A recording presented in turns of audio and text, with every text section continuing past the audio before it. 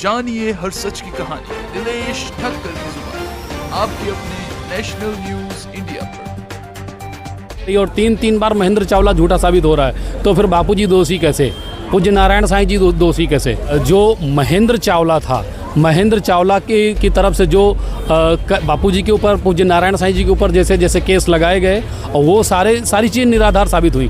और अभी आप देख सकते हैं पानीपत कोर्ट ने भी बापूजी को उस केस में क्लीन चिट दी हुई है। और हम स्वागत करते हैं न्यायालय के निर्णय का, और आशा करते हैं कि जोधपुर केस जो है, जोधपुर केस भी बहुत जल्दी बापूजी के पक्ष में निर्णय देगा और बापूजी को बाइज्जत बरी करेगा। मेरा नाम शेष नारायण गुप्ता है, मैं कानपुर उत्तर प्रदेश से आया हूँ।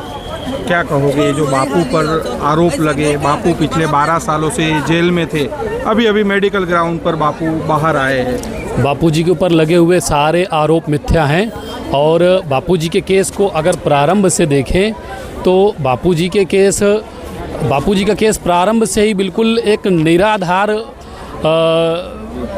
भूमि पर दिखाई पड़ रहा है। और चूँकि जो महेंद्र चावला था, महेंद्र चावला की तरफ से जो बापूजी के ऊपर, पूज्य नारायण साईं जी के ऊपर जैसे जैसे केस लगाए गए, और वो सारी चीज़ निराधार साबित हुई। और अभी आप देख सकते हैं पानीपत कोर्ट ने भी बापूजी को उस केस में क्लीन चिट दी हुई है।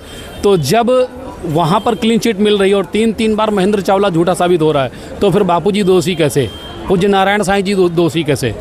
जी। तो क्या लगता है, मतलब कि पानीपत कोर्ट में जी जैसे महेंद्र चावला झूठा साबित हुआ, आसाराम जी बापू को क्लीन चिट मिली, जी।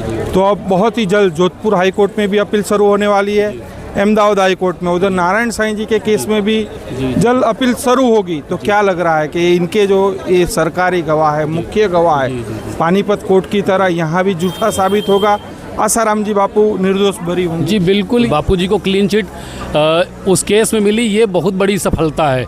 और हम स्वागत करते हैं न्यायालय के निर्णय का, और आशा करते हैं कि जोधपुर केस जो है, जोधपुर केस भी बहुत जल्दी बापूजी के पक्ष में निर्णय देगा और बापूजी को बाइज्जत बरी करेगा।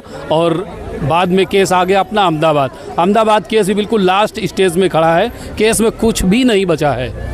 जो एडवोकेट हमारे जो केस को देख रहे हैं, वो भी कह रहे हैं कोर्ट में केस में कुछ भी नहीं है, सारी चीज़ें निराधार हैं, और जज के सामने भी सारी चीज़ें स्पष्ट हैं। बहुत जल्दी ही बापूजी बाइज्जत बरी होंगे, ये हमारा विश्वास है। जानिए हर सच की कहानी दिनेश ठक्कर की जुबान आपके अपने नेशनल न्यूज इंडिया पर।